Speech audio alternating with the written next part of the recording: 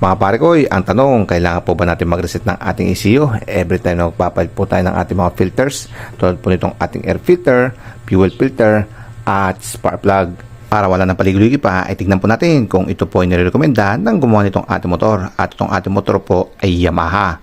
At base po sa kanyang manual ay wala po tayong nakita na kailangan po natin i-reset itong ating ECU every time po na magpapalit po tayo ng spark plug. At yung nirekomenda niya lang po dito ay yung tightening torque ng ating spark plug.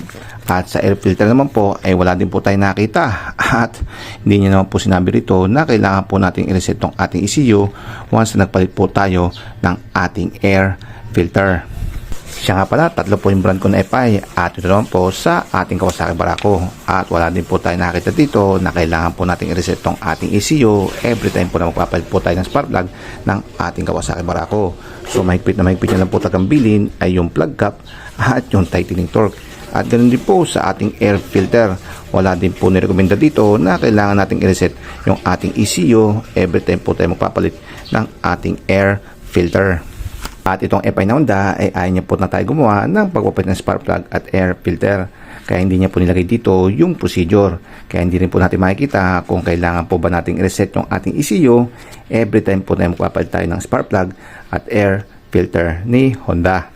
Pero teka, ano daw po yung purpose ng pag-reset ng ECU? At base po sa nabasa ko, yung purpose daw po nito ay para maklear yung memory ng ating ECU. Kasi may tatlong memory daw po itong ating ECU at yung una po dyan ay flash memory. At ito po yung pinaka-permanent memory ng ating ECU. Kumbaga yung pinaka-program niya. At pangalawa po is programmable read-only memory. Ito po ay tumutukoy sa pinaka-specific calibration ng kanyang mga variables tulad ng throttle position sensor, mga sensor niya sa air, temperature, at mga idle speed. Then lastly ay yung kanyang RAM o random access memory. At ito po yung pinaka-temporary memory ng ating ECU. At yung isa pang purpose niya ay pwede mo maklear yung fault pag meron kang check engine. Kaya sa mga tweet, kung wala kang check engine, ay no need na palang i-reset tong ating ECU. Kasi magpapalit ka na naman ng air filter at spark plug at wala ka naman fault.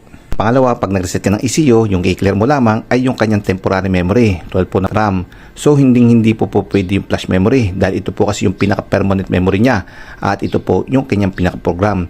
So, pag ito po ay kinilir nyo, ayan, delubyo po yan dahil sigurado magkakagulo yung inyong ECU, yung pinaka-utak niya ay magugulo. So yan mga pare ko, yung nasagot na. Kaya pala hindi sinasuggest ni Yamaha at ni Kawasaki na mag-reset po tayo ng ating ECU every time po tayo magpapalit ng ating air filter at spark plug. Temporary memory lang po pala yung ating i-clear. So temporary pa mga pare ko, ibig sabihin ay mapapalitan din po itong memory ito once na may bago na pong reading na manggagaling sa ating bagong air filter at spark plug. Kaya po pala ganun na experience natin nung kapapalit lang po natin ng spark plug at air filter nitong ating motor. Gumaspang po yung kanyang takbo. Pero habang ginagamit po natin siya, ay paunti ng paunti na nagiging smooth at gumaganda po yung kanyang takbo. Kasi yung mga binibigay niyang data ay umaangkop na po sa bagong air filter. Kumbaga na-overrate niya na po yung memory ng lumang air filter at dahan-dahan na po siyang tumitino. Technically, wala pong option na reset ECU sa ating Yamaha Mio, Kawasaki Barako at Honda Click gamit po itong ating diagnostic tools. Ang ginagawa lang po kasi itong aking diagnostic tools, hindi ko lang po alam sa iba, ay nire-read niya po yung fault code pag mayroon pong check engine itong ating motor. Pag nalaman na po natin yung problema niya, dahil sasabihin niya naman, kumbaga maayos na po natin itong ating motor, ay saka po natin i-clear yung fault code niya para maging matino at umandar na po itong ating motor kasi mawawalan na po yung kanyang check engine. Isa pa po ay makikita po natin yung live stream o yung mga indication natin, yung mga sensor po natin, yung mga pumapasok po nating hangin, yung lumalabas na usok at kung ano-ano pa po dito sa ating diagnostic tools.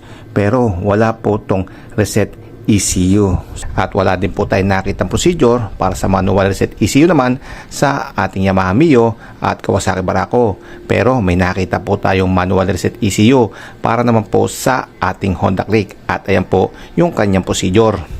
Binabasa pa po tayo, sabi ni Honda, initializing o pag-reset done after replace engine related parts or overhaul.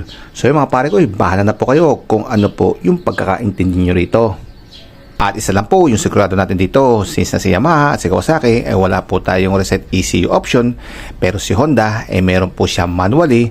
Pag nakaka-experience po kayo na hindi na po maganda yung takbo ni Honda, once na nagpalit po kayo ng inyong air filter, spark plug o any major components po ng inyong motor, ayan, meron po siyang reset option manually, ay pwede nyo po yang gawin. O ayan, alam mo na kung kailangan pa ba mag-reset ng ECU yung inyong motor pag nagpalit po kayo ng spark plug at air filter. Pero kung hindi po Honda ang inyong motor, alam nyo na.